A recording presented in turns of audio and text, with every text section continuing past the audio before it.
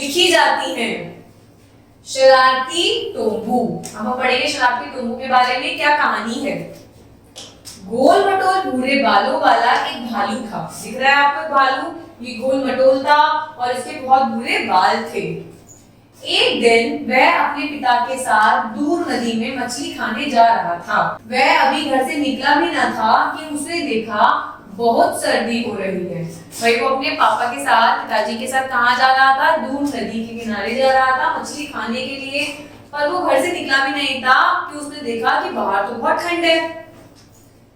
इधर कूदता उधर उछलता टोम्बू शैतानी करता हुआ कलाबाजियां खाता, कभी इधर मुड़ जाता तो कभी उधर। तो वो क्या करता था? बहुत ज्यादा शैतानियां कर रहा था, कूद कर, उछल कर, शरारतें कर कर, कलाबाजियां खाकर। पिता ने कहा टोम्बू धीरे धीरे सीधे चलो।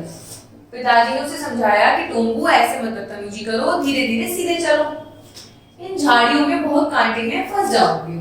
भाई जब वो चल रहा था तो उसने बोला, पिताजी ने बोला कि बेटा इन झाड़ियों में बहुत कांटे हैं, आप सीधे सीधे चलो वरना आप इन झाड़ियों में फंस जाओगे। क्योंकि टोम्बू के तो बहुत बुरे बड़े बड़े बाल थे। पर टोम्बू तो अपनी ही मस्ती में था। पिता ने सोच लिया था अब वे भी टोम्बू को मछलियां खिलाने नदी पर नहीं लेकर जाएंगे। जब टोम्बू ने जब आप अपने मम्मी पापा की बात नहीं मानते तो आपके मम्मी पापा भी आपकी बात नहीं मानते होंगे ना। ऐसे ही टोम्बू नहीं मान रहा था अपने पापा की बात को, तो उसने सोचा कि मैं नहीं लेके जाऊंगा। नदी को दूर से ही देखते टोम्बू दौड़ पड़ा। नदी में जब वो जा रहा था तो टोम्बू ने देखा नदी को, दूर से देखा और पड़ा, पिताजी की बात ना सुनते हुए, मना करते करते हुए नदी में कूद गया। पिताजी ने मना करा उसको, बेटा नदी में मत कूदो, पर उसने पिताजी की एक ना सुनी, वो नदी में कूद गया। नदी में घात लगाए हुए मगरमच्छ ने टोम्बू की टांग पकड़ ली। भाई ये मगरमच्छ नदी के अंदर ही था। उसने क्या करा? उसने टोम्बू की टांग को पकड़ लिया। टोम्बू चिल्लाया, बहुत जोर से चिल्लाया। टोम्बू के पिता ने बहुत मेहनत से टोम्बू को बचा लिया। भाई टोम्बू के पिता ने क्या करा? टोम्बू को बहुत मेहनत से खींच के मगरमच्छ के मुंह से बचा लिया। इस हादसे के बाद टोम्बू ने, पिता ने सोच लिया कि वे फिर कभी टोम्बू को अपने साथ बाहर नहीं लेकर जाएंगे। जब ये कहानी ये हुआ तो उसके पिताजी ने बहुत गुस्से में आ गए। वो उन्होंने कहा था कि धीरे चलो, मेरी बात मानो, पर टोम्बू ने कोई बात नहीं मानी थी। तो फिर क्या हुआ? उसने पिताजी की अपनी बिल्कुल भी कोई बात नहीं मानी। तो फिर टोम्बू खतरे में आ गया, उसे परेशानी हुई, पर पिताजी ने उसकी हेल्प करी, उसको निकाल लिया। पर पिताजी ने कहा कि आज के बाद टोम्बू ने मेरी बात नहीं मानी तो मैं उसको कहीं भी लेकर नहीं जाऊंगा। तो इस तरीके से इस कहानी में हम क्या सीखते हैं? हमें अपने बड़ों की बातों को मानना चाहिए, वरना हम परेशानी में आ सकते हैं। अब पढ़ते हैं बुद्धिमान सियार के बारे में।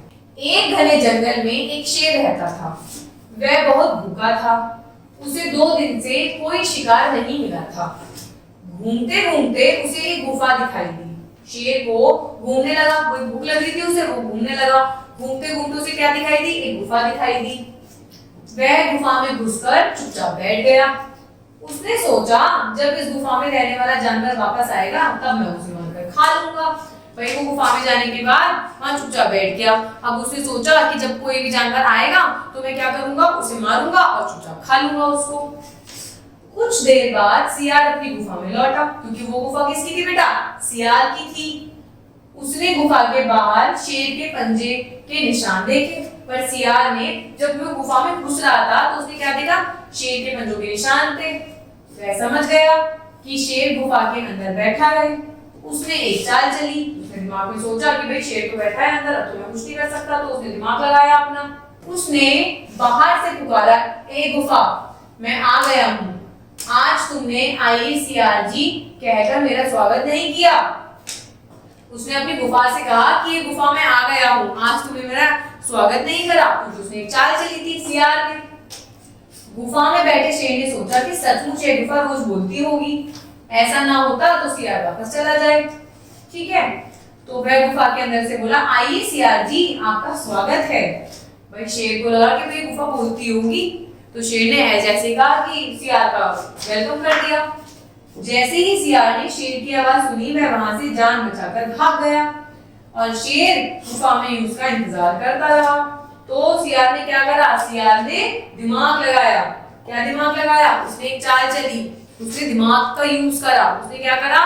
तो अपनी गुफा को एक चाल चली, ये सोचा, ये कहा कि ये गुफा तुमने आज मुझे आवाज नहीं लगाई, शायद अंदर से कोई आवाज ना आती तो सियार अंदर चला जाता। पर सियार ने शेर के पैरों के निशानों को देख लिया था और वो समझ गया था कि अंदर कोई है।